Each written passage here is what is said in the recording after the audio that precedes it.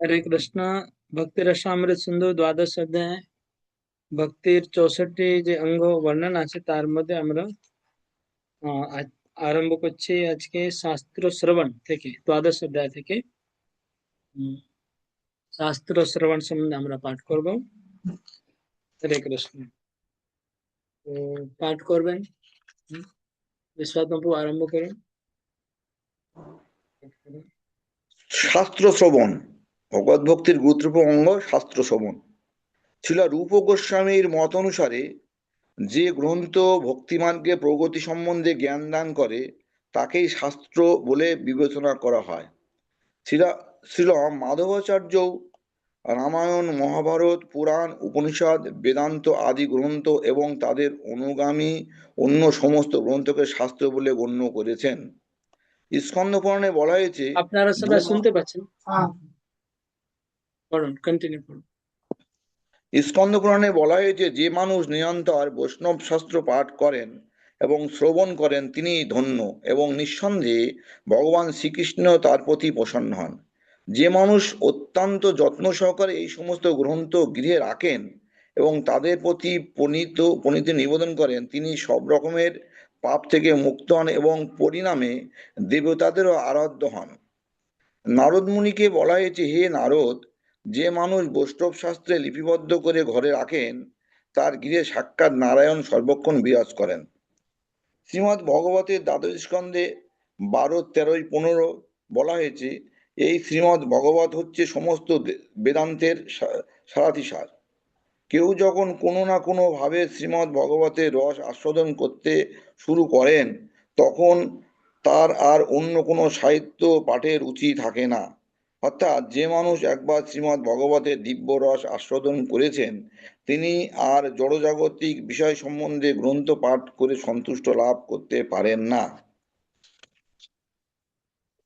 হরিবাবু, হরে কৃষ্ণ। বাস, দাঁড়ান। হুম।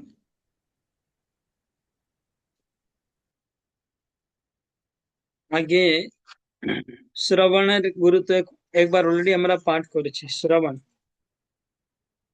শ্রবণ কীর্তন এগুলো আজ হয়ে গেছে। স্মরণ, ধ্যান। এখন আবার আছে শাস্ত্র শ্রবণ। তো প্রভুপাদ শাস্ত্র তাকে বলা হবে যার মধ্যে ভক্তির মহিমা আছে, যার দ্বারা ভক্তি ভগবানের প্রতি বৃদ্ধি হয় তাকে শাস্ত্র বলা হবে। নাহলে শাস্ত্র তো অসংখ্য আছে, সেগুলো শ্রবণ করলে শাস্ত্র শ্রবণ হলো না। আমি গিয়ে লাইব্রেরিতে গিয়ে কোনো গ্রন্থ পড়তে থাকি, ওটাকে শাস্ত্র শ্রবণ বলা যাবে না। এখানে শাস্ত্র শ্রবণ বলতে বোঝাচ্ছে ভাগবত স্মরণ, ভাগবত, মহাভারত, রামায়ণ, এই গ্রন্থগুলো, পদ্ম পুরাণ, বিষ্ণু পুরাণ, এটা শ্রবণ করলে ভক্তি বাড়বে। এমনি যেমন ভূগোল আছে, ইতিহাস আছে, বা গণিত শাস্ত্র আছে, আয়ুর্বেদ শাস্ত্র আছে, এগুলো পড়লে কিন্তু এটাকে শাস্ত্র শ্রবণ বলা যাবে না। এখানে ভক্তি রিলেটেড শাস্ত্রের কথা বলা আছে। এই সম্বন্ধে স্কন্দ পুরাণে বলা আছে যে যে মানুষ নিরন্তর বৈষ্ণব শাস্ত্র পাঠ করে আর শ্রবণ করে তার প্রতি ভগবান কৃষ্ণ প্রসন্ন হন। যিনি নিরন্তর বৈষ্ণব শাস্ত্র পাঠ করে আর শ্রবণ করে ভগবান তার প্রতি প্রসন্ন হন। এরকম অনেক মানুষ আছে যারা প্রতিদিন বাড়িতে বিষ্ণু পুরাণ পাঠ করছে, বিষ্ণু সহস্রনাম পাঠ করছে, গীতা পাঠ করছে। গীতা পাঠ করে তো করার লোক তো অনেক থাকবে। তারপরে কেউ মহাভারত পাঠ করছে, রামায়ণ পাঠ করছে। আগে আগে যুগে তো সব মানুষ এটা পাঠ করতো, সবার বাড়িতে রামায়ণ, মহাভারত, গীতা থাকতো, আর বয়স্ক লোকেরা ওটাই পাঠ করতো। এখন ধীরে ধীরে ওটা চলে যাচ্ছে, কিন্তু ওটা শাস্ত্র উচ্চারণটাকে বলে। ওই কালচার আগে ছিল, আর ওটা খুব ভালো, খুব দরকার। এটা সবাই এটা করা উচিত। যখনই সময় থাকবে তো শাস্ত্র অধ্যয়ন করা, যখনই সময় থাকবে শাস্ত্র অধ্যয়ন করা। এটা করলে মানুষের আর মনটা টিকে থাকবে। যারা বয়স্ক লোক তাদের তো বয়স্ক হয়ে গেলে মনটা খুব ডিস্টার্ব হয়ে যায়, প্রচুর প্রবলেম হয়ে যায়। কিন্তু যদি কারো শাস্ত্র শ্রবণে মন লেগে যায় তাহলে আর কোনো প্রবলেম নেই। আমার দাদুর কথা মনে মনে পড়ে গেল। আমার দাদু, আমাদের পরিবারে কেউ লেখাপড়াই জানতো না, শুধু দাদু লেখাপড়া জানতো। তো সে আমাদের ঘরের পিছনে একটা ঘর ছিল, একদম পিছনে, যেখানে গোয়াল ঘর, মানে গরু গরুকে বাঁধে ওখানে। এটা আমরা কোনোদিন শুনিনি, কাছে যেতাম না। এত মোটা গ্রন্থ, ওই একবার বসে গেলে আর এত জোরে জোরে বলতেন পুরো পাড়াতে আওয়াজ আসতো। আর একবার বসে গেলে বলতেই থাকে, মানে আমরা মনে করি যে কিছু পাঠ করছি বাস। আমাদেরও কোনো সেরকম শিক্ষা দীক্ষা কেউ দেয়নি ছোটবেলা। তো আমরা মনে কিছুটা পাঠ করছি, সে সারাদিন ওটাই, মানে ওর মধ্যে আর কোনো টেনশন নেই না, কারোর সঙ্গে ঝগড়া নেই, কাটাকাটি নেই, কোনো টেনশন নেই, কোনো প্রবলেম নেই। ও নিজে নিয়ে ব্যস্ত আছে, সবাই খুশি। আর না হলে কি হবে, বুড়ো লোক সবাই বিরক্ত হয়ে যাবে, ছেলেরা বিরক্ত হবে, সবাই বিরক্ত, সবার সঙ্গে ঝগড়া হতেই থাকে। আর মনটা লাগবে না, বুড়ো মানুষের কোথায় মন লাগবে না, ডিস্টার্ব করে দেবে পুরো সংসারকে। তো কোনো প্রবলেম নেই। যখন খাবার টাইম হয়ে গেলো তখন ডাকবে, এ খেতে আসো, তখন খেতে যাবে। না হলে ও মস্ত আছে নিজের নিজের জায়গায়। তো এই যে অভ্যাসটা খুব দরকার। এরকম অভ্যাস থাকলে মনটা যদি লেগে যায় পড়ার মধ্যে, তাহলে আর কার কোনো মানুষের দরকার নেই, কারোর সঙ্গে আমার কথা বলা। ওর মধ্যে আনন্দ পাচ্ছে, ভালো ভালো গল্প আছে, একবার ওর মধ্যে ঢুকলে আর বন্ধ করতে পারবে না, চলতে থাকবে। এটা বলে শাস্ত্র শ্রবণ। এটা আগে সংস্কৃতে সবার বাড়িতে ছিল কাস্টম। আমাদের বাড়িতে ছিল না, কিন্তু দাদুর কাছে কিভাবে এটা হয়ে গেল আমি জানি না। উনি কিন্তু পড়তো, এটা আমার মনে পড়ছে এখন। এমনি সেরকম কালচার নেই তো। জৈন জৈন ধর্মে তো মহাভারত রামায়ণ নেই, কিন্তু ও কোথা থেকে মহাভারত পড়তে শুরু করে দিয়েছিল। এটা আমার মনে হয় সবার বাড়িতে এরকম ছিল আগে, বয়স্ক লোকেরা পড়তে থাকতো। হ্যাঁ, এটুকু কখ গ পড়ে নিলে ওটা বড় বড়, মানে কাঁচ টাচ নিয়ে এসে ওটা পড়তে থাকে, বড় চশমা নিয়ে কিছু নিয়ে পড়বে, মানে ওই বইটা পড়বে। আর বড় বড় অক্ষরে বই পাওয়া যায়, বইটাও বড় বড় অক্ষরে পাওয়া যেত।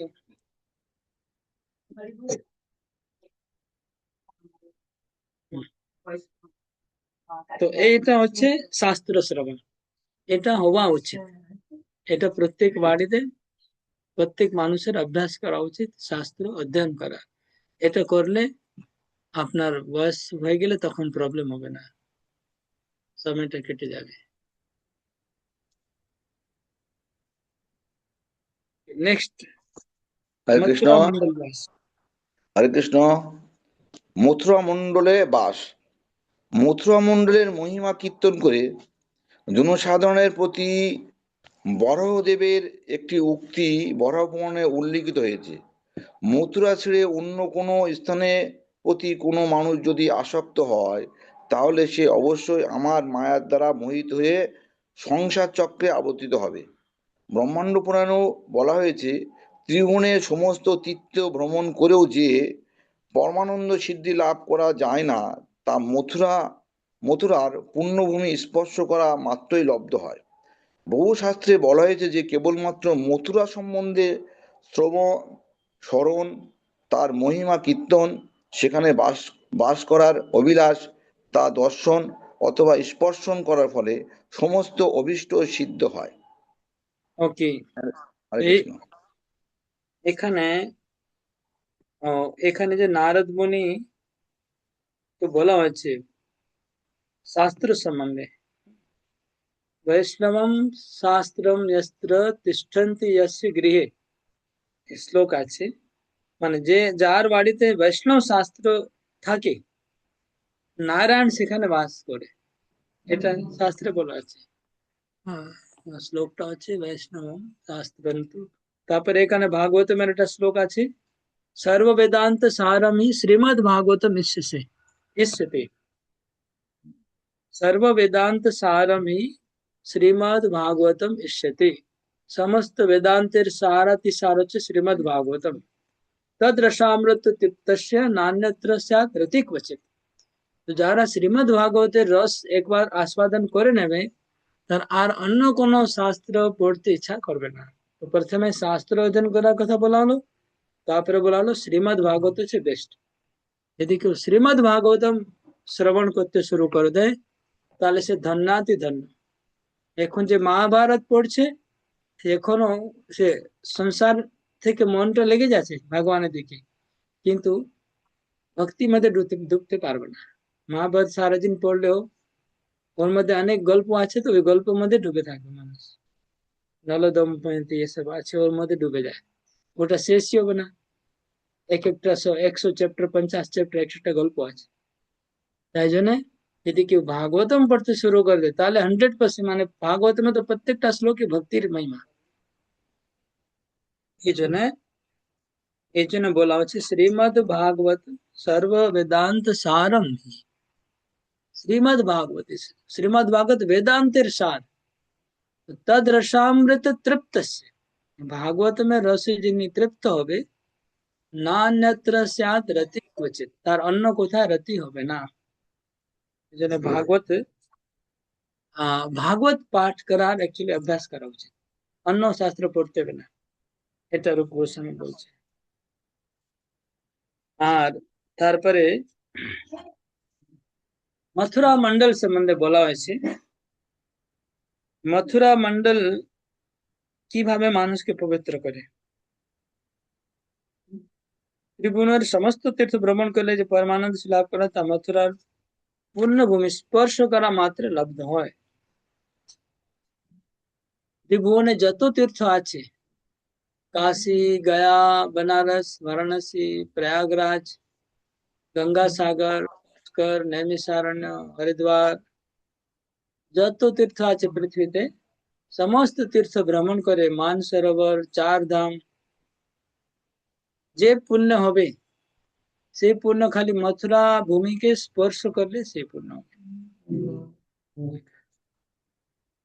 আর এবার মথুরা সম্বন্ধে আরেকটা শ্লোক আছে, শ্রবণাৎ, শ্রবণ করলে, স্মরণাৎ, কীর্তনাথ, শ্রবণ করলে, স্মরণ করলে, মানে মানে মথুরার মাহাত্ম্য শ্রবণ করে যদি কেউ তাহলে তার পুণ্য হবে। যদি মথুরা স্মরণ করলে যদি কেউ তাহলে তার পুণ্য হবে। মহিমা কীর্তন করে তাহলে আর একটু বেশি পুণ্য হবে। মথুরা যাওয়ার দিকে ইচ্ছা করে যে আমি যেতে চাই তাহলে আরো বেশি পুণ্য হবে। আর তারপরে যদি কেউ মথুরা যাওয়ার জন্য গাড়িতে চড়ে গেছে, মথুরা পৌঁছায়নি, মথুরা থেকে দূর থেকে দর্শন করে মথুরাকে, তাহলে তার আরো একটু অ্যাডভান্স, 1 স্টেপ বেশি হলো।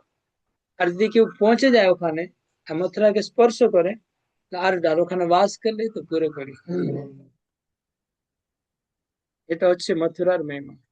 প্রথমে কেউ শ্রবণ করে মথুরা সম্বন্ধে, তারপরে কীর্তন, তারপরে স্মরণ, যাওয়ার অভিলাষ, হ্যাঁ, তারপরে দূর থেকে দর্শন মথুরা, তারপরে মথুরা স্পর্শ, তারপরে মথুরা বাস, এর দ্বারা পবিত্র হওয়া যায়। এবার বৈষ্ণব সেবা সম্বন্ধে অনেক কিছু, বৈষ্ণব সেবা করার গুরুত্ব এক মহিমা বলা আছে, পড়ুন। হরে কৃষ্ণ। পদ্মপুরাণে বৈষ্ণব সেবার মহিমা কীর্তন করে একটি সুন্দর বর্ণনা দেওয়া হয়েছে।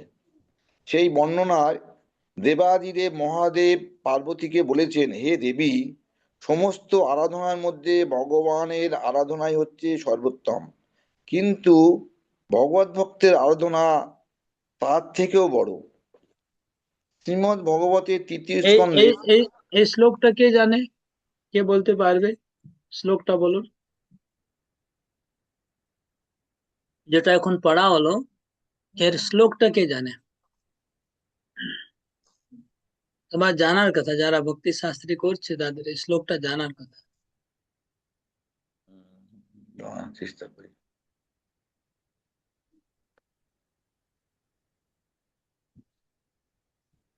যে আপনারা ভক্তি শাস্ত্রী করেছেন এই শ্লোকটা জানা উচিত। দীক্ষা নেওয়ার সময় ওই শ্লোকটা মনে হয় সময় এটা জিজ্ঞাসা করা হয়।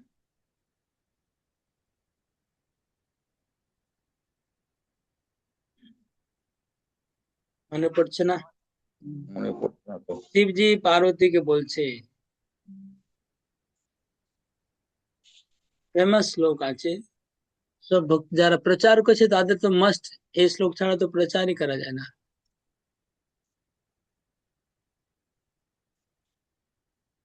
ओके। तो প্রথম आराधनानां सर्वेषां विष्णुराराधनं परम तस्मात् परतरम देवी তদীয়ানাম সমর্থ। তাহলে সবাই জানে দেখছি, মানে ধরতে পারছে না, এখানে লেখা আছে পুরো তাহলে ধরতে পারছে না। দেখো আরাধনা শব্দ আছে, ইংলিশ বাংলা পড়ছি তো আমরা, ইংলিশ পড়লে তো ধরতে পারবে না। বাংলা আছে স্পষ্ট, আরাধনার মধ্যে ভগবানের আরাধনা সর্বোত্তম, আরাধনা শব্দই আছে ডাইরেক্ট। তাহলে এই শ্লোকটা হচ্ছে আরাধনা, যত আরাধনা আছে এই এইটা প্রসঙ্গ কি? প্রসঙ্গ হচ্ছে পার্বতী দেবী মহাদেবকে জিজ্ঞাসা করছে যে প্রভু কার সেবা করা উচিত, সর্বশ্রেষ্ঠ আরাধনা কি? তখন শিবজি বলছে সর্বশ্রেষ্ঠ আরাধনা হচ্ছে বিষ্ণুর আরাধনা। তো কিন্তু আমি তো মহাদেবের আরাধনা করছি, শিবের আরাধনা করছি। তখন নেক্সট লাইনে বলছি কিন্তু বৈষ্ণবদের আরাধনা করা তার থেকেও উত্তম। তো যদি শিবকে বৈষ্ণব রূপে আরাধনা করছে পার্বতী তাহলে কোনো দোষ নেই। এটা হচ্ছে প্রশ্ন। আগে পড়ুন। শ্রীমদ্ ভগবতের তৃতীয় স্কন্ধে 3:7-19 বলা হয়েছে, আমি কেবল ভগবত ভক্তের নিষ্কপট দাস হওয়ার আকাঙ্ক্ষা করি, কেননা তাদের সেবা করার ফলে ভগবানের চরণাবিন্দে শুদ্ধ ভক্তি অনায়াসে লাভ করা যায়। ভগবত ভক্ত সেবার ফলে সব রকমের জড়জাগতিক ক্লেশ বিনষ্ট হয় এবং পরমেশ্বর ভগবানের প্রতি ঐকান্তিক ভক্তি লাভ করা যায়। স্কন্দ পুরাণে বলা হয়েছে, যে সমস্ত মানুষ তাদের শরীর তিলকের দ্বারা ভূষিত করেন এবং শঙ্খ চক্র গদা ও পদ্মের চিহ্ন ধারণ করেন, মাথায় তুলসী পত্র ধারণ করেন এবং শরীরের দ্বাদশ অঙ্গে গোপীচন্দনের দ্বারা ভূষিত করেন, তাদের তাদের একবার মাত্র দর্শন করলে সব রকমের পাপ থেকে মুক্ত হওয়া যায়। এই রকমের একটি উক্তি শ্রীমদ্ ভগবতের প্রথম স্কন্ধে 1:19-33 দেখতে পাওয়া যায়। ভগবতের দর্শন তার শ্রীপাদপদ্ম স্পর্শন অথবা তাকে ভক্তের দর্শন। ভগবত ভক্তের দর্শন ও তার শ্রীপাদপদ্ম স্পর্শন অথবা তাকে বসবার জন্য আসন দান করলে সব রকমের পাপ থেকে মুক্ত হওয়া যায়, সেই সম্বন্ধে কোনো সন্দেহ নেই। এই ধরনের বৈষ্ণবদের স্মরণ করা মাত্রই সপরিবারে পবিত্র হওয়া যায়। সুতরাং সরাসরিভাবে তার সেবা করলে যে কি অসীম ফল লাভ হয় তা আমরা কল্পনাও করতে পারি না। আদি পুরাণে শ্রীকৃষ্ণ স্বয়ং অর্জুনকে বলেছেন, হে পার্থ, যে নিজেকে আমার ভক্ত বলে প্রচার করতে চায় সে আমার ভক্ত নয়, যে আমার ভক্তের ভক্ত সেই হচ্ছে যথার্থ ভক্ত। কেউ কেউ নিজের চেষ্টায় ভগবানকে পেতে পারে না, ভগবানের শুদ্ধ ভক্তের মাধ্যমেই কেবল ভগবানকে পাওয়া যায়। তাই বৈষ্ণব আচরণের প্রথম কার্য হচ্ছে ভগবানের কোনো শুদ্ধ ভক্তকে গুরু রূপে বরণ করে তারপর তার সেবা করা। সেটা রূপ গোস্বামী বলেছেন যে শ্রীমৎ ভক্তি রসামৃত সিন্ধু গ্রন্থে উল্লেখিত সবকটি উক্তির বিভিন্ন শাস্ত্রগ্রন্থ থেকে গ্রহণ করা হয়েছে এবং সেগুলি ভগবত ভক্ত মহান আচার্যরা স্বীকার করে গেছেন। হরে কৃষ্ণ বাবু। হরে কৃষ্ণ। তো স্কন্দ পুরাণে বলা হয়েছে যার শরীরে শঙ্খ চক্র গদা পদ্ম ধারণ করেছে, যারা আর মাথায় তিলক ধারণ করেছে, হুম, তাদের দর্শন করলেই পাপ থেকে মুক্ত হওয়া যায়। স্পেশালি এই কলকাতায় বা বাংলায় আপনারা এই এদিকে যখন আমরা রাস্তায় বেরোই তো মাঝে মাঝে এরকম দেখা যায় না, কিছু কিছু মানুষ থাকে পুরো শরীরে দাদার সঙ্গে তিলক করে বেরোয়। অনেক ভক্ত এরকম করে, মানে যে উত্তরি পরে থাকলে দেখা যায় পুরো দাদার সঙ্গে তিলক দেখা যায়। দেখে এটা কি মনে হয় না পুরো ভগবানকে শরণ হয়ে যায় পুরো। কিছু মানুষ খুব যারা বোল্ড আছে, যারা লজ্জা করে না, তারা তিলক সবসময় করে, গৃহস্থ হলেও তারা সবসময় তিলক করছে, শিখা শিখা রাখছে, আবার ধুতি পরছে। ওইভাবে তারা বাড়িতে বা কাজকর্মে যাচ্ছে, তো ওদেরকে যারা যারা দেখছে সবার মানে কৃষ্ণ স্মরণ হচ্ছে, আর যারা শ্রদ্ধা আছে তাদেরকে দেখি পবিত্র হচ্ছে। এটা খুব ভালো, এটাই লেখা আছে। তারপরে কিন্তু দেখা যায় যে এগুলো অনেকে করে না আবার। অনেকে এসে তিলক টিলক করে না, তারপরে মালা পরে বাড়ি দোকানে কাজে। হ্যাঁ, শঙ্খ পদ্ম চিহ্ন লাগানো যায় যদি কেউ লাগাতে চায়, মানে বৈষ্ণব দীক্ষার ওটা একটা নিয়ম আছে এরকম। যেমন তিলক আছে ওরকম একটা স্ট্যাম্প পাওয়া যায়, স্ট্যাম্প লাগে শঙ্খ চক্র গদা পদ্ম। মানে তিলক আমরা লাগাচ্ছি সেম সেই মাটি দিয়েই শঙ্খ লাগানো যায়। ও কাঠের পাওয়া যায়, কাঠের শঙ্খ চক্র গদা ছাপ পাওয়া যায়, ওটা মাটিতে ডুবিয়ে লাগানো যায়। হুম? ওই আগে পিছে মাঝে কোথায় লাগাতে হয়।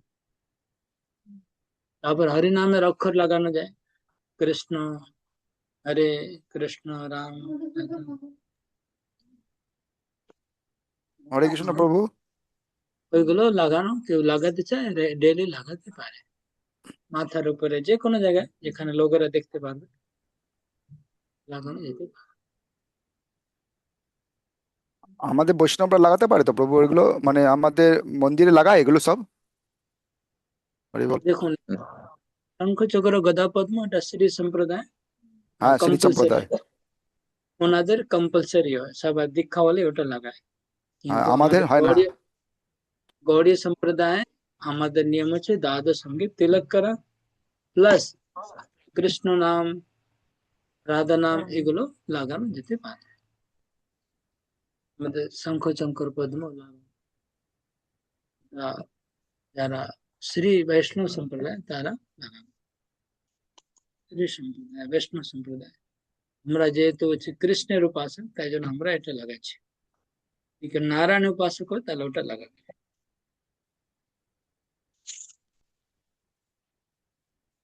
তারপরে শ্রীমদ ভাগবতমে এখানে বলা আছে, ভগবান নিজে বলছে যে আমি আমার ভক্তের নিরন্তর সেবা করতে চাই। আদি পুরাণে বলছে, এই আদি পুরাণের শ্লোকটা কেউ জানে? কেউ জানলে বলুন। যে আমার ভক্ত বলে প্রচার করে সে আমার ভক্ত নয়, আমার ভক্তের ভক্ত সে আমার যথার্থ ভক্ত, এই শ্লোকটা কে জানে?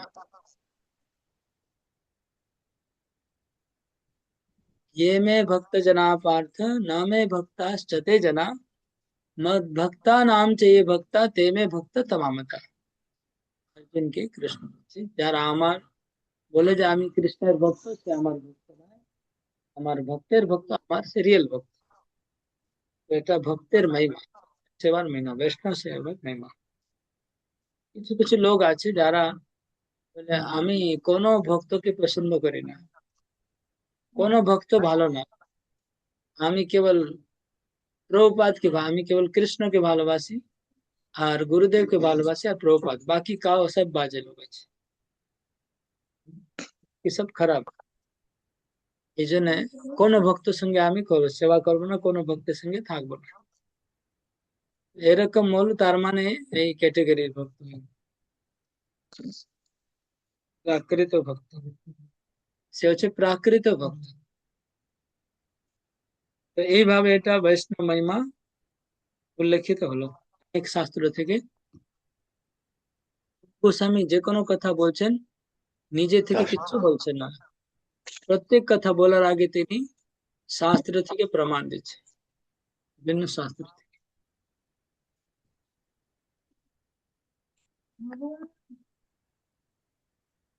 এটা আদি পুরাণে আছে। হম, আদি পুরাণে অনেক শ্লোক আছে যেখানে আহ, অর্জুন আর কৃষ্ণের কথা বলে।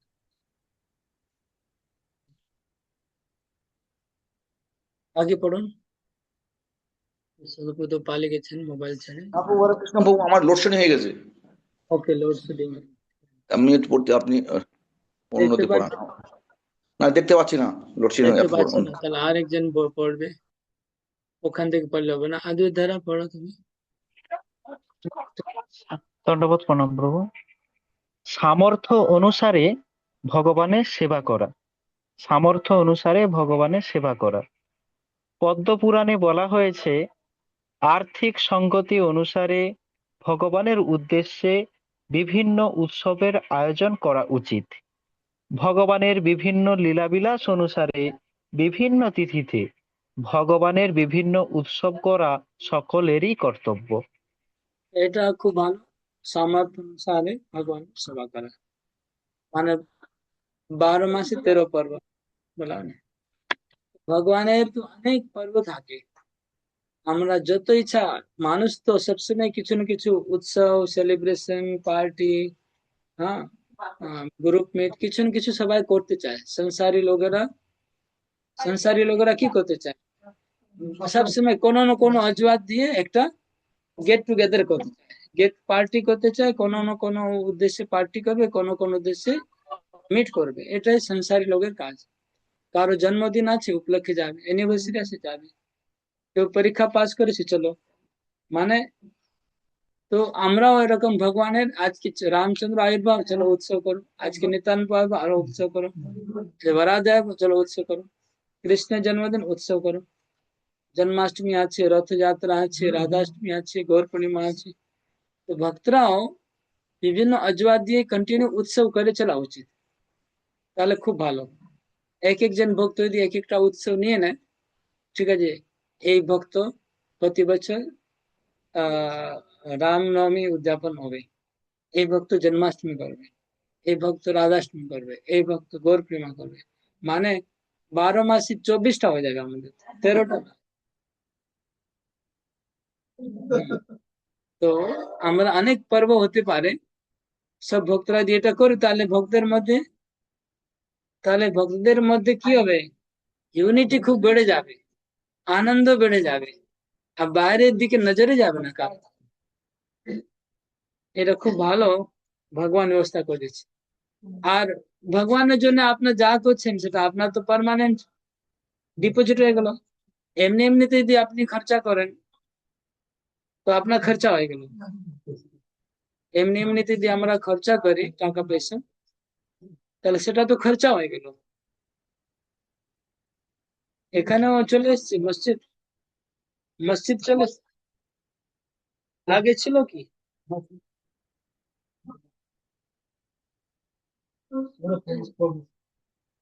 এটা আগে থেকে আছে কি?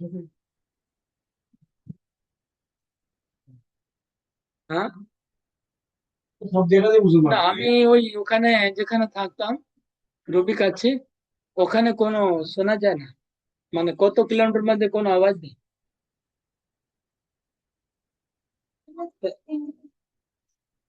কৃষ্ণ।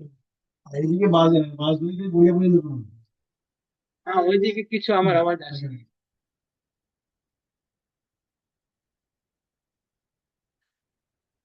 তাহলে বলতে লাগবে। ওকে, আজান চলছে, আজান চলছে, আজানের শব্দ আসছে, আপনারা শুনতে পাচ্ছেন? না, ওই মোবাইলে ওখানে যাবেন, ল্যাপটপে আওয়াজ যাবে না।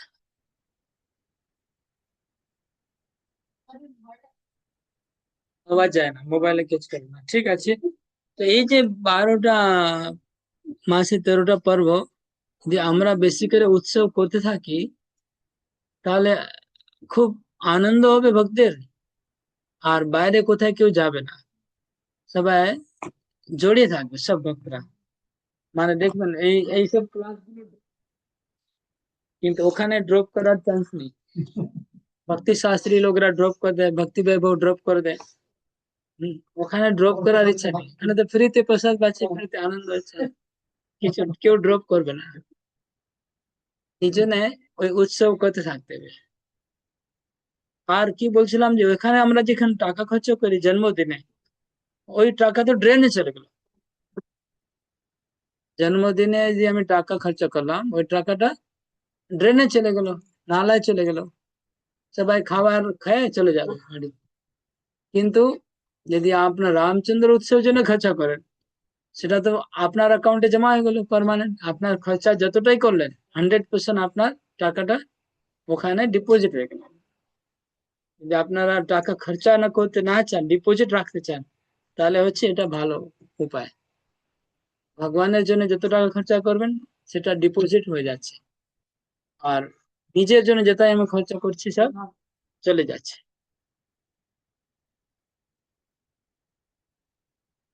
তারপরে সবাই কমপ্লেন করছে, তারপরে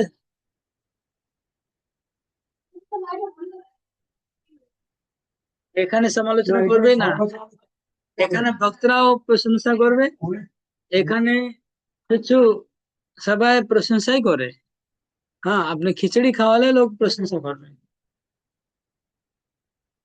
হ্যাঁ, শুধু মন দিয়ে করতে হবে। যদি কেউ মন দিয়ে না করে তাহলে ফিডব্যাক আসবে, যদি কেউ শ্রদ্ধা ভক্তি দিয়ে করে মনে হয় পজিটিভ ফিডব্যাক আসবে। তাই জন্য এটা খুব ভালো আইডিয়া যে উৎসব করা উচিত ভগবানের। এটা গোষ্ঠানন্দী ভক্তদের জন্য খুব প্রয়োজন। যারা ভজনানন্দী ভক্ত তাদের প্রয়োজন হয় না, কিন্তু যারা সংসার নিয়ে আছে, সবাই নিয়ে আছে, তাদেরকে এটা করতে, প্রচার করতে গেলে। নেক্সট করুন আগে। কার্তিক মাসে বিশেষভাবে ভগবত সেবা। উর্জব ব্রত পালন ভগবত সেবার একটি অত্যন্ত গুরুত্বপূর্ণ অঙ্গ। এই উর্জব ব্রত কার্তিক মাসে পালন করা হয়। বিশেষ করে বৃন্দাবনের মন্দিরগুলিতে সেই সময় ভগবান দামোদর রূপে পূজিত হন। মা যশোদার দ্বারা শ্রীকৃষ্ণের রজ্জুবদ্ধ হওয়ার লীলার নাম হচ্ছে দামোদর। শাস্ত্রে বলা হয়েছে ভগবানের এই দামোদর রূপ ভক্তের কাছে অত্যন্ত প্রিয়। তাই দামোদর মাস, কার্তিক মাস ভক্তের কাছে অত্যন্ত প্রিয়। দামোদর মাসে এই উর্জব ব্রত বিশেষভাবে মথুরায় পালন করার নির্দেশ দেওয়া হয়েছে। ভক্ত দামোদর মাসে মথুরা বা বৃন্দাবনে অবস্থান করে এই ব্রত পালন করেন। পদ্মপুরাণে বলা হয়েছে ভগবান তার ভক্তকে মুক্তি অথবা সব রকম জাগতিক সুখ দান করতে পারেন, কিন্তু দামোদর মাসে বিশেষ করে মথুরায় ভগবত ভক্তি এক নম্বর। অনুশীলন করলে হ্যাঁ, কিন্তু দামোদর মাসে কিন্তু দামোদর মাসে বিশেষ করে মথুরায় ভগবত ভক্তি অনুশীলন করলে ভক্ত ভগবানের চরণে শুদ্ধ ভক্তি ছাড়া আর কিছু কামনা করেন না। এই শ্লোকের ভাবার্থ হচ্ছে ঐকান্তিক ভাবে ভগবানের প্রতি আসক্ত না হলে ভগবান ভক্তিদান করেন না, কিন্তু ঐকান্তিক ভাবে আগ্রহী না হলেও কেউ যদি কার্তিক মাসে মথুরায় ভগবত ভক্তি অনুশীলন করেন তাহলে তিনিও ভগবত ভক্তি লাভ করেন। হরে বল। তো দামোদর মাস মহিমা চলে এসছে কার্তিক মাসে। তো আমরা আগে আলোচনা করছিলাম যে সামর্থ্য অনুসারে বিভিন্ন উৎসব উদযাপন করতে হবে। তো সবচাইতে বড় উৎসব চলে এসছে কার্তিক মাস। কার্তিক মাসে দীপদানে যেটা অনুষ্ঠান হয়, এটা করা উচিত। প্রত্যেক বাড়ি বাড়িতে প্রতিদিন ভগবানকে দীপদান করা উচিত। আর মন্দির হলে মন্দিরে যশোদা আর কৃষ্ণের বিগ্রহ বানিয়ে ওখানে আরতি কথা করা উচিত। আর যদি ভক্ত সঙ্গ থাকে তাহলে ভক্ত সঙ্গের মধ্যে প্রতিদিন যেটা আমরা করি, এক এক ভক্তের বাড়িতে এক এক দিন দামোদর আরতি, সব ভক্তরা ওখানে যাবে, ওটা এক মাস পুরো আনন্দ কেটে যায়। হ্যাঁ, সব মানে আমি দেখছি লাইন লেগে যায় দামোদর মাস। মানে আমার বাড়িতে মানে এক এক দিন দুটা তিনটা করে মানুষ প্রোগ্রাম করতে শুরু করে দিচ্ছে, মানে খুব আনন্দ সহকারে। তো এইগুলো ভক্তির সব অনুকূল, দরকার আছে। Next continue. ভগবানের লীলা বিলাসের মহোৎসব। ভগবানের লীলা বিলাসের মহোৎসব। ভবিষ্য পুরাণে ভগবানের আবির্ভাব এবং অন্যান্য অপ্রাকৃত কার্যকলাপকে কেন্দ্র করে বিভিন্ন মহোৎসব পালন করার কথা বর্ণনা করা হয়েছে। এখানে একটি শ্লোকে বলা হয়েছে, হে জনার্দন, দয়া করে আপনি আমাদের বলুন, কোন তিথিতে আপনার মাতা দেবকী দেবী আপনাকে জন্ম দিয়েছিলেন, তাহলে সেই দিন আমরা মহোৎসব পালন করব। হে কেশিহন্তা, আমরা সর্বতোভাবে আপনার শ্রী পাদপদ্মে সমর্পিত আত্মা, এবং এই মহোৎসবের দ্বারা আমরা আপনাকে প্রসন্ন করতে চাই। ভবিষ্য পুরাণেও এই উক্তি থেকে প্রমাণিত হয় যে ভগবত মহোৎসব পালন করলে ভগবান প্রীত হন। এখানে একই কথা আবার বলা হয়েছে,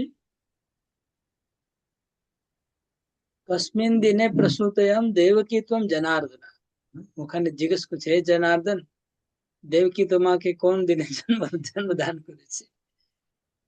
জানি কে জিজ্ঞেস করছে, আমি বুঝতে পারছি না কে বলছে, কিন্তু একটা শ্লোক আছে, কস্মিন দিনে প্রসূতয়াম দেবকী ত্বম জনার্দন।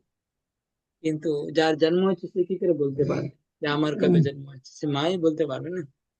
যাই হোক, তো আমরা সেটা পালন করতে চাই, আমরা উদ্যাপন করব। তার মানে ভগবানের জন্মদিন উদ্যাপন করা উচিত, তাহলে ভগবান খুশি হন। ওকে, নেক্সট, আগে। প্রগাঢ় ভক্তি সহকারে শ্রী বিগ্রহের সেবা।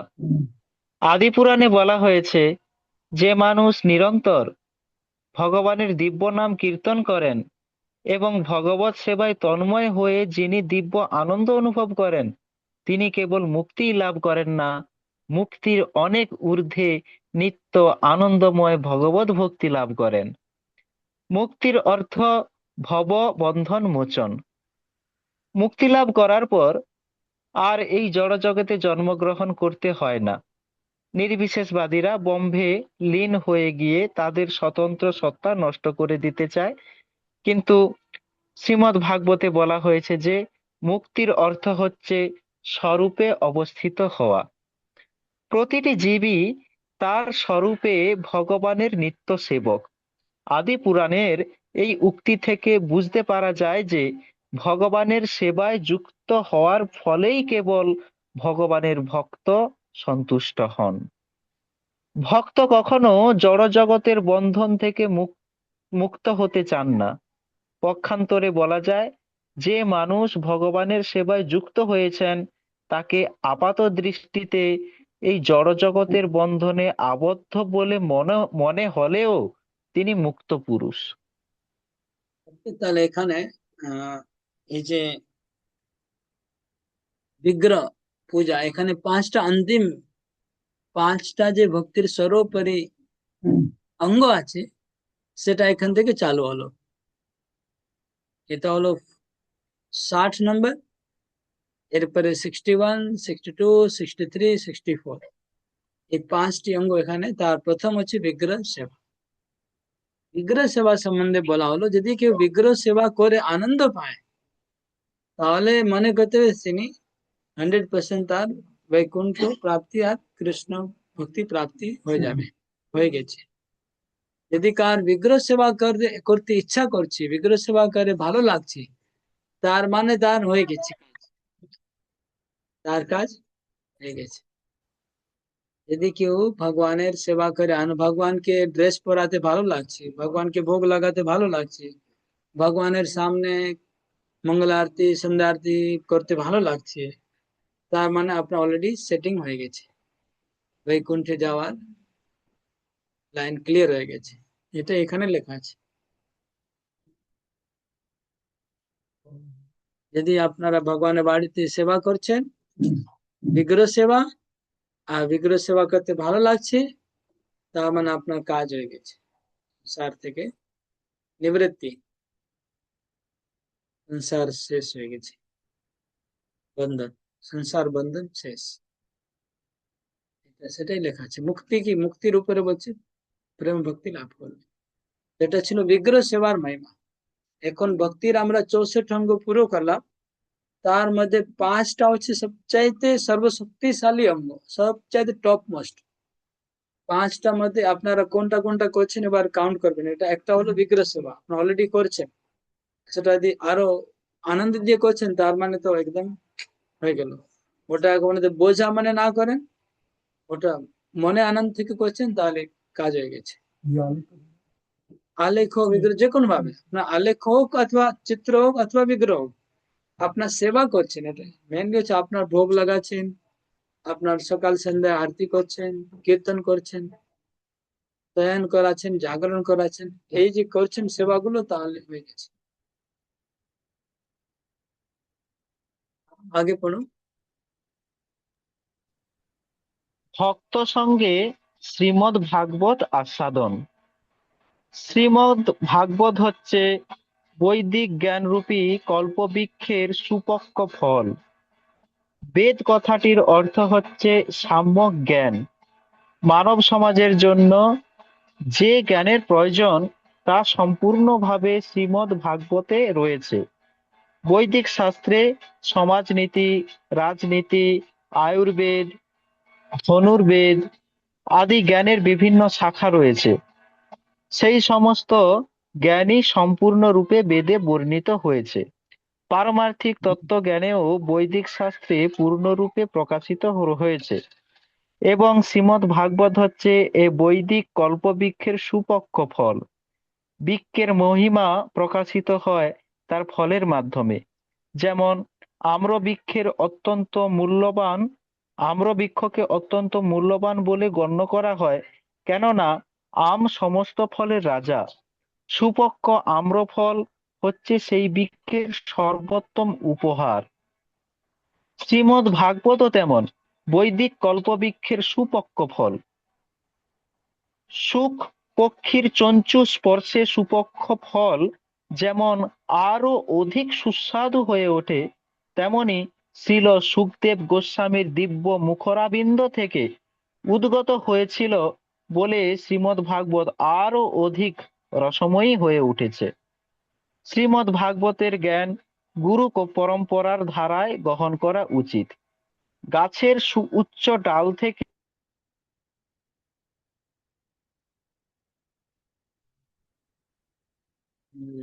নেটওয়ার্ক কেটে গেছে। ফলে ফলটি নষ্ট হয় না।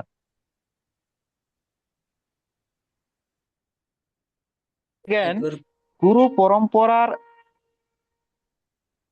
হরে কৃষ্ণ প্রভু, শ্রীমদ্ ভাগবতের জ্ঞান গুরু পরম্পরার ধারায় গ্রহণ করা উচিত। গাছের সুউচ্চ ডাল থেকে যদি সুপক্ক ফল পেড়ে হাতে হাতে সেটি নিচে নামিয়ে আনা হয়, তাহলে ফলটি নষ্ট হয় না। তেমনি শ্রীমদ্ ভাগবত যদি পরম্পরাক্রমে গ্রহণ করা হয়, তা হলেই কেবল তা অবিকৃতভাবে লাভ করা যায়। শ্রীমদ্ ভাগবতেও বলা হয়েছে যে গুরু শিষ্য পরম্পরা ধারায় পারমার্থিক জ্ঞান লাভ করতে হয়। শাস্ত্রের যথার্থ উদ্দেশ্য সম্বন্ধে অবগত প্রামাণিক আচার্যই কেবল এই জ্ঞান সঞ্চার করতে পারেন। ওকে, ভগবান তো আমরা এই পর্যন্ত বিগ্রহ সেবা আগে পড়লাম। তো 5টি যে সর্বশক্তিশালী ভক্তির অঙ্গ আছে, তার দ্বিতীয়টি হচ্ছে শ্রীমদ্ ভাগবত অধ্যয়ন। হম শ্রীমদ্ ভাগবত অধ্যয়ন ভক্তির আরেকটি অঙ্গ। শ্রীমদ্ ভাগবতম নিয়মিত ভাবে পাঠ করা উচিত। প্রতিদিন এক অধ্যায়, দু অধ্যায়, একটা শ্লোক, দুটা শ্লোক, মানে রেগুলারলি ভাগবত পাঠ করলে আমাদের ভক্তিটা একদম স্থির থাকবে। করতে করতে ওর মধ্যে যখন রস আস্বাদন হবে, যেমন বিগ্রহ সেবা করে ভালো লাগছে, সেরকম যদি ভাগবত পড়তে যদি ভালো লেগে যায়, তাহলে ভক্তি অনেক আগে উন্নত হবে। শ্রীমদ্ ভাগবত কে বলা হচ্ছে সব বৈদিক শাস্ত্রের পরিপক্ক ফল। বৈদিক শাস্ত্র হচ্ছে এটা গাছের মতো। বৈদিক শাস্ত্র হচ্ছে গাছ। তো গাছের সার কোথায় থাকে? ফলের মধ্যে থাকে। গাছের সারটা ফলের মধ্যে থাকে। গাছের পুরো রস ফলের মধ্যে চলে আসে। তো এই বৈদিক শাস্ত্র হচ্ছে একটা বড় গাছ, আর ভাগবত হচ্ছে একটা ফল। যদি আমরা ভাগবত আস্বাদন করি, মানে বৈদিক শাস্ত্রে পুরো গাছের ফলটা ওর মধ্যে চলে এসছে, নির্যাস চলে এসছে। এটা হচ্ছে নির্যাস। শ্রীমদ্ ভাগবত হচ্ছে সমস্ত বৈদিক শাস্ত্র রূপী গাছের নির্যাস ফল। আর ফলটা যখন আমরা প্রপাত বলছি উপর থেকে মাথায় গাছের একদম ডগায় থাকে যে ফল উপরে, তাহলে তাকে পাড়তে গেলে হাতে হাতে ধরে নিয়ে আসতে হবে, নাহলে ভেঙে যাবে। ঠিক সেরকম ভাগবতম গুরু পরম্পরা মাধ্যমে শ্রবণ করতে হবে। এটা হচ্ছে তার রেকমেন্ডেশন কিভাবে গ্রহণ করতে হবে। মঙ্গল জগন্নাথপুর আপনি পড়বেন, মঙ্গল জগন্নাথ সোমনাথপুর। হরে কৃষ্ণ বাবু, ধন্যবাদ প্রণাম। একটু জোরে। ভগবান শ্রী চৈতন্য মহাপ্রভু বলছেন, ভগবত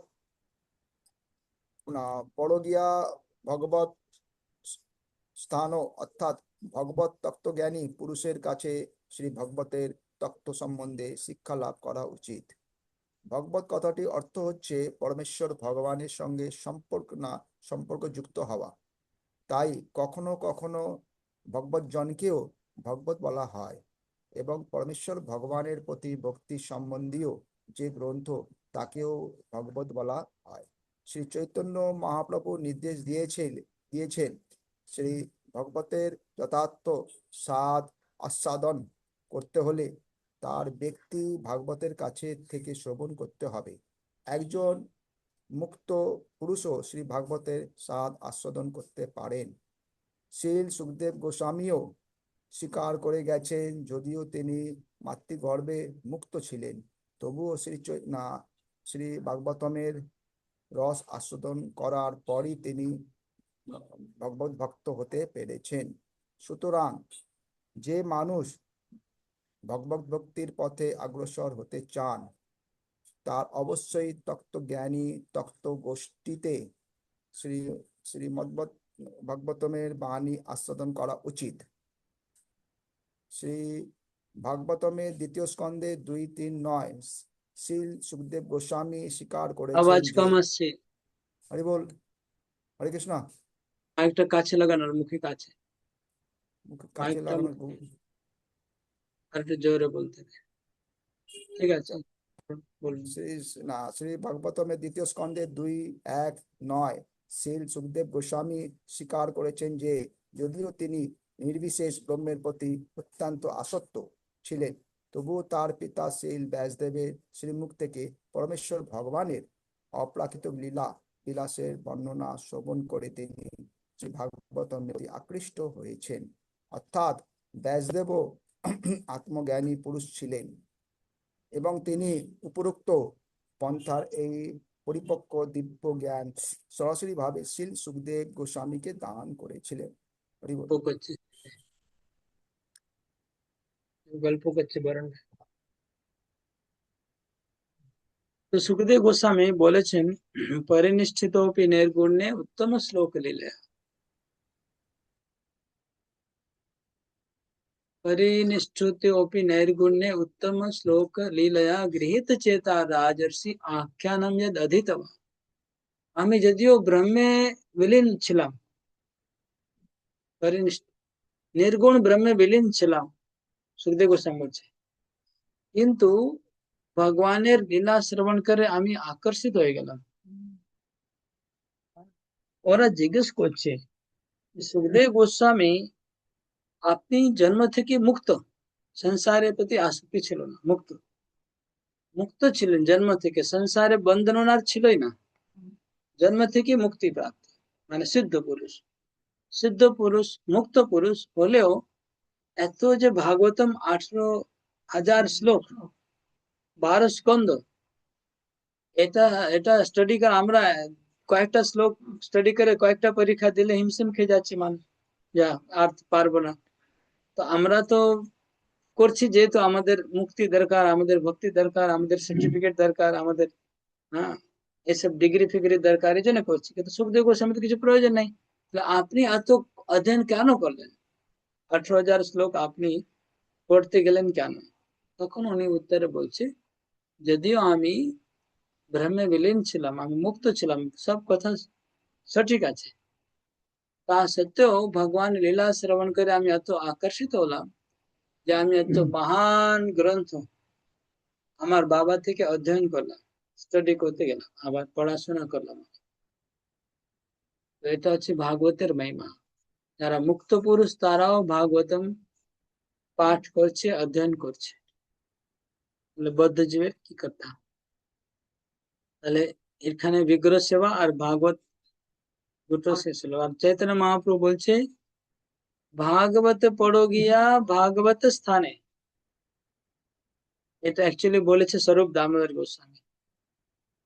স্বরূপ দামোদর গোস্বামী বলেছে ভাগবত পড়ো গিয়া ভাগবত স্থানে একান্ত আশ্রয় করো চৈতন্য চরণে। ভাগবত অধ্যয়ন করতে হবে আর একটা ভাগবত ভক্ত সঙ্গে আর চৈতন্য মহাপুর আশ্রয় করতে হবে। নেক্সট হচ্ছে ভক্ত সঙ্গ। ওকে, তো শ্যামকান্ত মাতে আপনি পড়ো। হরে কৃষ্ণ প্রভু, দণ্ডবত প্রণাম। উত্তম ভক্ত সঙ্গ। নৈমিষারণ্যে শ্রীল সুত গোস্বামীর উপস্থিতিতে সৌনক মুনি শ্রীমদ্ ভাগবত আলোচনা করার গুরুত্ব বিশ্লেষণ করেছেন। তখন সুত গোস্বামী বলেন যে কেউ যদি ক্ষণিকের তরেও ভগবানের শুদ্ধ ভক্তের সঙ্গ করার সৌভাগ্য অর্জন করেন, তাহলে স্বর্গলোকে উন্নীত হওয়া অথবা জড় জগতের বন্ধন থেকে মুক্ত হওয়ার জন্য সমস্ত পুণ্যকর্মেরও তার সঙ্গে তুলনা হয় না। অর্থাৎ যারা শ্রীমদ্ ভাগবতের প্রতি আসক্ত হয়েছেন তারা উচ্চলোকে উন্নতি অথবা নির্বিশেষবাদী জ্ঞানীদের ঈপ্সিত মুক্তি আকাঙ্ক্ষা করেন না। শুদ্ধ ভক্তের সঙ্গ এতই দুর্লভ যে তার সঙ্গে কোনো জড়জাগতিক সুখ স্বাচ্ছন্দ্যের তুলনা হয় না।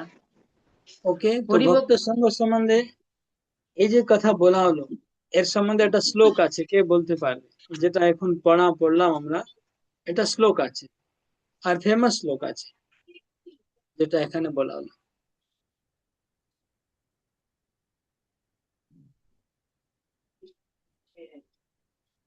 হয়তো আপনারা নাও জানতে পারেন। শ্লোকটা মনে হয়, তুলयाम लवेनापि न स्वर्गम न पुनर्भव ভগবদ ভক্ত সঙ্গস্য মর্ত্যানাম কিমুপাসিস। এটা শ্লোক আছে। আর হিন্দিতে আছে সাধু সঙ্গ সর্বশাস্ত্রে কর নবমাত্র সাধু সঙ্গ সর্বসিদ্ধি। তো এটাই এটা এর সংস্কৃত হচ্ছে তুলयाम लवेनापि न स्वर्गम न पुनर्भव ভগবত সঙ্গী সঙ্গস্য মর্ত্যানাম কিমুপাসিস। ভগবান সঙ্গে যদি একটা লও মাত্র সাধু সঙ্গ হয়, তার ফলে স্বর্গ আর মোক্ষের তুলনা করা যাবে না। মানে মোক্ষ প্রাপ্ত করা আর স্বর্গ সুখ প্রাপ্ত করলে যে ফল হবে, যে আনন্দ হবে, তার থেকে বেশি বড় ফল হচ্ছে ভক্ত সঙ্গে এক লও মাত্র সঙ্গ। ভক্ত সঙ্গ অত শ্রেষ্ঠ। আগে করো। হরিভক্তি সুধোদয়ে প্রহ্লাদ মহারাজ ও তার পিতা হিরণ্যকশিপুর কথোপকথনে হিরণ্যকশিপু প্রহ্লাদকে বলেছেন, হে পুত্র, সঙ্গের প্রভাব স্ফটিকের মতো, যা তার সম্মুখস্থ সব কিছুকেই প্রতিফলিত করবে। অর্থাৎ কেউ যদি পুষ্প সদৃশ ভগবত ভক্তের সঙ্গ করেন এবং তার হৃদয় যদি স্ফটিকের মতো স্বচ্ছ হয়, তাহলে অবশ্যই তাতে ভগবত ভক্তের সমস্ত দিব্য গুণাবলী প্রতিফলিত হবে। এই সম্পর্কে আরেক দৃষ্টান্ত দেওয়া হয়েছে যে পুরুষ যদি বীর্যবান হয় এবং স্ত্রী যদি রোগমুক্ত হয়, তাহলে তাদের মিলনের ফলে সন্তান উৎপন্ন হয়। ঠিক তেমনি যদি ভগবত তত্ত্বজ্ঞান প্রদানকারী গুরু যথার্থই সদ্গুরু হন এবং সেই তত্ত্ব গ্রহণকারী শিষ্য ঐকান্তিকভাবে আগ্রহী হন, তাহলে যথাযথ ফল লাভ হবে।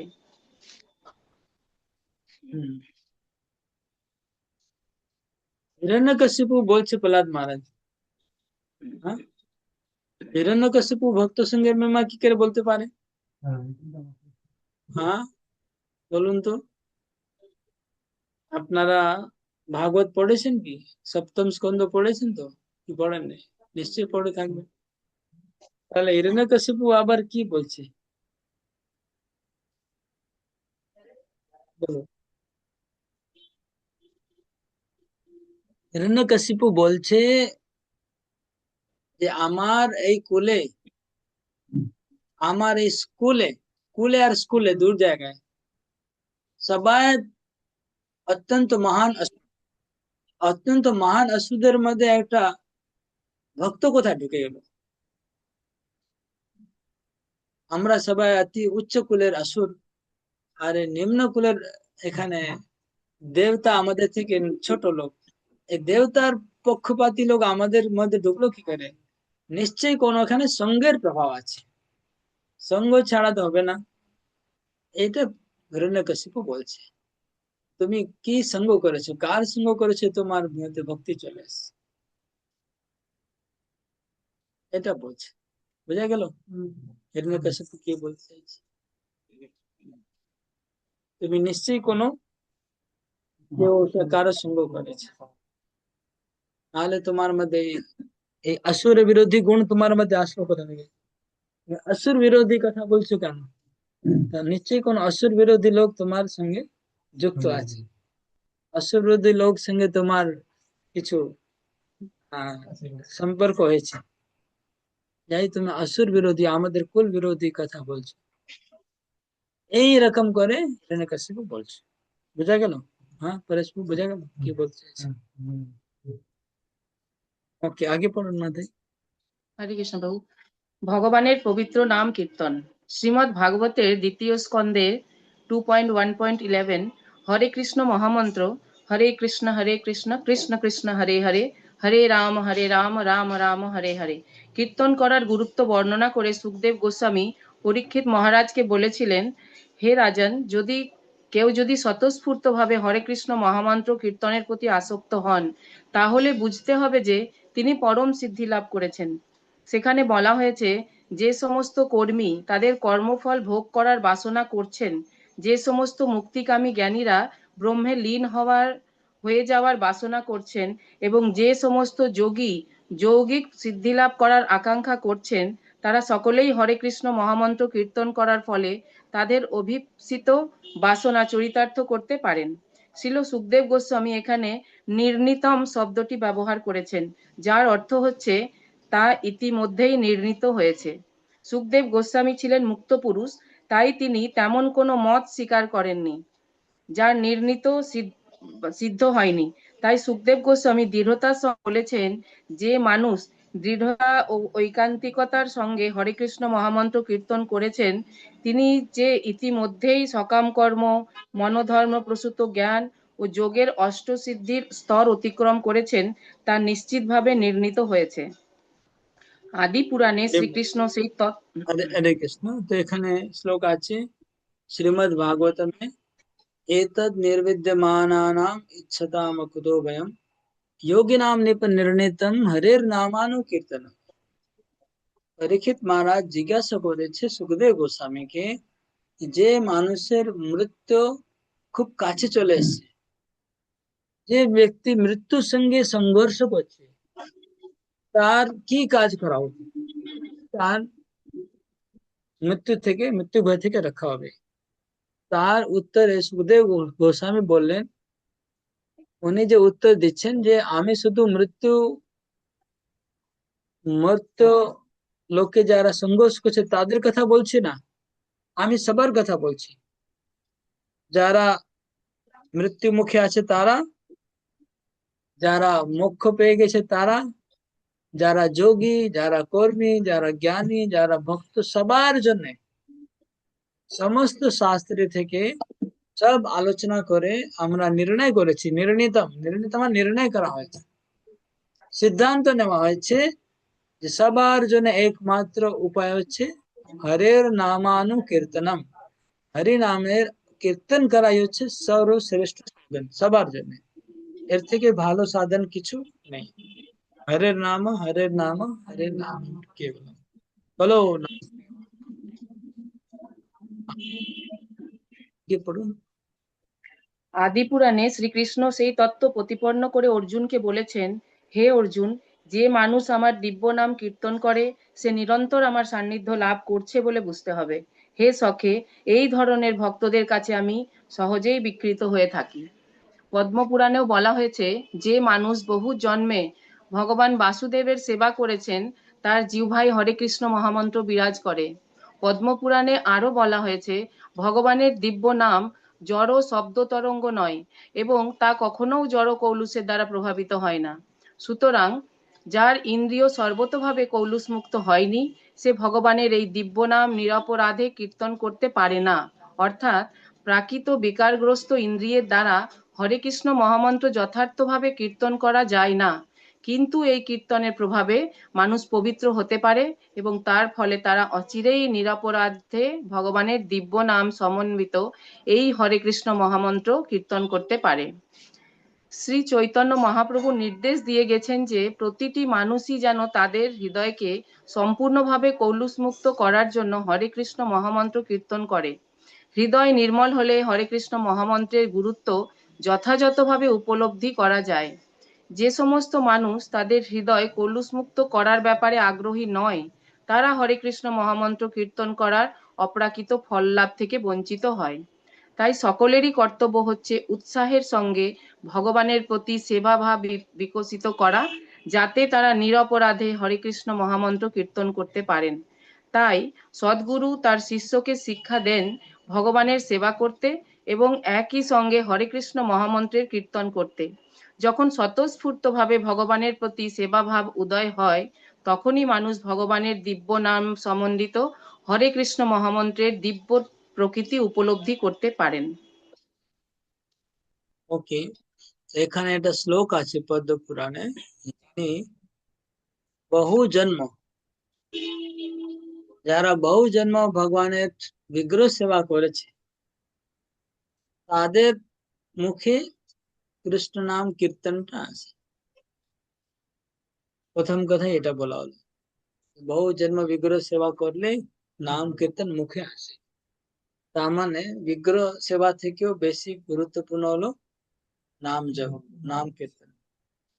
এই জন্য প্রভুপাদ, তাই জন্য যারা দক্ষ গুরুদেব তারা শিষ্যকে বিগ্রহ সেবার সাথে সাথে নাম জপ করারও উপদেশ দেয়। শুধু বিগ্রহ সেবা করার, যদি শুধু বিগ্রহ সেবা করছে নাম জপ করছে না, এরকম চলবে না। নাম জপ হচ্ছে কম্পালসারি, আর বিগ্রহ সেবা তার সঙ্গে। বিগ্রহ সেবা করার সঙ্গেও সাথে সাথেও হরিনাম করে দেবে, এটাও সাথে। যখন আমরা বিগ্রহ সেবা করব, তখনও ভগবানের মুখে নাম বা কীর্তন বা গুণগান কিছু কিছু না কিছু চলতে থাকে। মুখ বন্ধ রেখে বিগ্রহ সেবা হবে না। হয় ভগবানের কোনো মন্ত্র জপ করতে হবে, যেটা বিগ্রহ সেবা সম্বন্ধী কোনো মন্ত্র, কোনো নাম या কোনো কীর্তন সাথে চলতে থাকবে, তাহলে বিগ্রহ সেবা কমপ্লিট হবে। এটাও শাস্ত্রে বলা আছে। তাহলে আমরা এখানে যে সর্বশক্তিশালী অঙ্গ আছে ভগবত ভক্তি, তার প্রথমটা ছিল বিগ্রহ সেবা, দ্বিতীয় ছিল ভাগবত, তৃতীয় ছিল ভক্ত সঙ্গ, 4 নম্বর হচ্ছে নাম কীর্তন, 5 নম্বর হচ্ছে টপ মোস্ট লেভেলে চলেছে। সেকেন্ড আছে 3 নম্বর আছে ভক্তবাস, 4 নম্বর আছে ভাগবত, 5 নম্বর বিগ্রহ সেবা। পড়ুন মাতে আগে। হরে কৃষ্ণ প্রভু। মথুরা বাস। পদ্মপুরাণে মথুরা, দ্বারকা আদি পূর্ণক্ষেত্রে বাস করার গুরুত্ব বর্ণনা করে বলা হয়েছে, বিভিন্ন তীর্থে ভ্রমণ করার উদ্দেশ্য হচ্ছে জড়বন্ধন থেকে মুক্ত হওয়া। কিন্তু এই মুক্তি পরম সিদ্ধি নয়।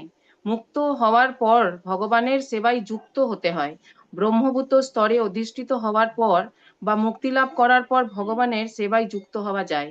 তাই অপ্রাকৃত প্রেমময়ী ভগবত সেবাই হচ্ছে জীবনের পরম লক্ষ্য এবং স্বল্পক্ষণ মথুরা মণ্ডলে বাস করলে তা অনায়াসেই লাভ করা যায়। সেখানে আরো বলা হয়েছে, এমন কোনো মানুষ কি আছে যে মথুরা মণ্ডলের সেবা করবে না? মথুরা সকাম কর্মীদের ও ব্রহ্মে লীন হয়ে যাওয়ার অভিলাষী মুমুক্ষুদের সমস্ত অভীষ্ট পূর্ণ করতে পারে। সুতরাং যে সমস্ত ভগবত ভক্ত কেবল ভগবানের সেবার অভিলাষী, মথুরা অবশ্যই তাদের সমস্ত মনোবাঞ্ছা পূর্ণ করবে। বৈদিক শাস্ত্রে আরো বলা হয়েছে, আহা, মথুরা কি অপূর্ব মহিমা সম্পন্ন! কেবলমাত্র একদিন সেখানে বাস করার ফলে পরমেশ্বর ভগবানের প্রতি অপ্রাকৃত ভক্তি লাভ করা যায়।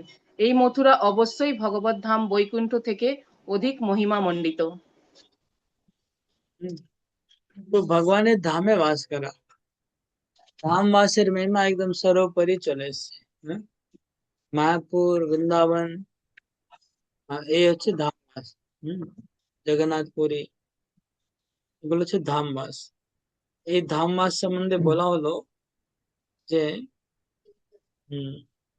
সমস্ত তীর্থ ভ্রমণ করলে, সারা পৃথিবীর সমস্ত কিছু করলে মোক্ষ পাওয়া যায়, কিন্তু মথুরা মন্ডলে ওখানে বাস করলে মোক্ষ বলছে আপনা আপনি, কিছু না করলে মোক্ষ পাওয়া যাচ্ছে।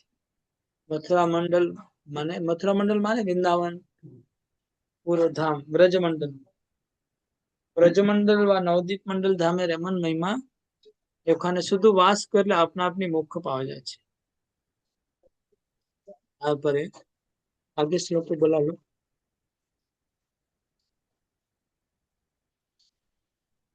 যারা পুণ্য প্রাপ্ত করতে চায়, যারা মুক্তি প্রাপ্ত করতে চায়, মুক্তি প্রাপ্ত, তারা মথুরা ছেড়ে কখনো কোথায় যাবে না, গেলে অনেক বড় লস হয়ে যাবে। এটা বলছে। মথুরা সবকিছু প্রদান করতে সামর্থ্য। বলছে খালি একদিন যদি কেউ মথুরাতে বাস করে, একদিন, তাহলেও তার ভক্তি লাভ করছে। কেন ভক্তি এমনি খুব দুর্লভ, অতি দুর্লভ, ভক্তি পাওয়া যায় না। বুঝছে, অনেক কিছু করলেও ভক্তি পাওয়া যায় না, কিন্তু সেই অতি দুর্লভ ভক্তি কেউ মথুরাতে শুধু বাস করলে সারা এমনিতে পাওয়া যাচ্ছে। এটা ছিল আহ 5টি শক্তিশালী অঙ্গ ভক্তির: বিগ্রহ সেবা, ভাগবত শ্রবণ, ভক্ত সঙ্গ, হরিনাম, আর হচ্ছে লাস্টে ধামবাস। ধামবাস কেন উপর রাখা আছে? তো ধামবাস করলে হরিনাম তো এমনি কন্টিনিউ চলবে। ধামবাস করলে হরিনাম তো চলতেই থাকবে, বিগ্রহ সেবাও চলতেই থাকবে। ধামবাস করলে, ধাম তো নিজেই এটা বিগ্রহ, ধামে তো ধুলো, ধামের মাটি সব তো বিগ্রহ। বিগ্রহ সেবা এমনি চলবে, আর হরিনাম এমনি চলবে, এই জন্য ধামবাসকে উপরে করা হবে। এবার উপরে কি অবস্থা, লোকজন এসছে নাকি এটা পড়বো?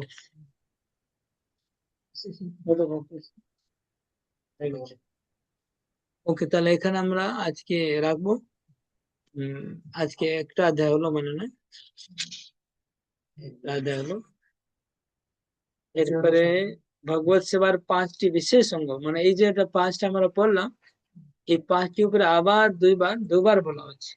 এটা এত ইম্পর্টেন্ট, এর উপরে 2বার বলছেন রূপ গোস্বামী। আবার 5টা অঙ্গ সম্বন্ধে এখানে ব্যাখ্যা করা হবে। হরে কৃষ্ণ।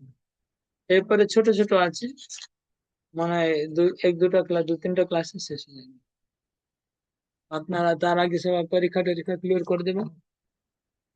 এটা শেষ হওয়ার আগে আগে যেন সবার পরীক্ষাগুলো ক্লিয়ার হয়ে যায়, এটা দেখবেন। হরে কৃষ্ণ। কারো কোনো প্রশ্ন আছে কিছু? আপু বসুন, একটা আছে, হরে কৃষ্ণ।